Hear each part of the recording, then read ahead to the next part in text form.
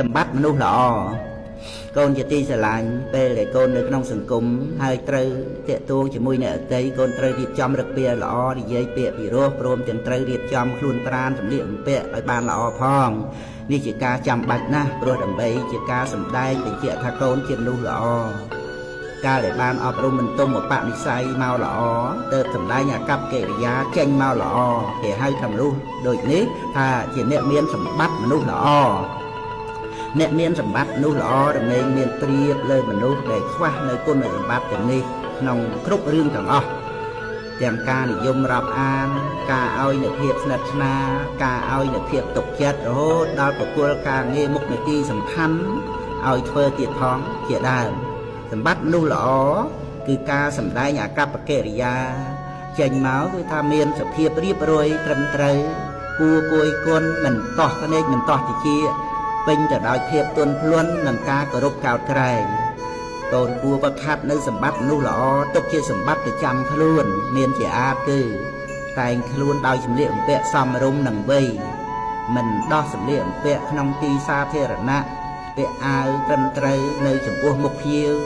មានភាពទន់ភ្លន់បន្ទន់ខ្លួនចេះក្រាបសំពះធ្វើការគោរពចំពោះអ្នកធំនិយាយស្ដីសម្រួមមាត់មិននិយាយឲ្យសម្លេងខ្លាំងកោកកាកលោឡាក្នុងទីសាធារណៈឬក្នុងទីប្រជុំមនុស្សមិននិយាយជ្រែកកាត់ក្នុងពេលដែលអ្នកធំកំពុងសន្ទនាគ្នាចេះក្រែងចិត្តអ្នកដទៃ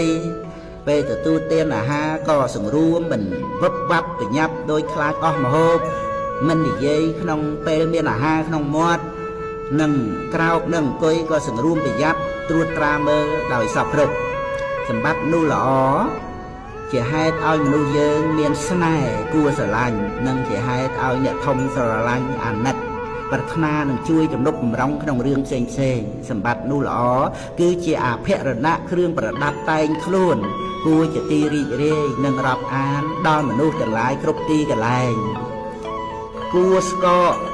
ងើយឆ្កើកបង្កើតខកចិត្តមនុស្សស្កកមានពិតគំនិតដាបដុនកើតមកជាមនុស្សស៊ីជុះអស់ទុនជីវិតទេរុន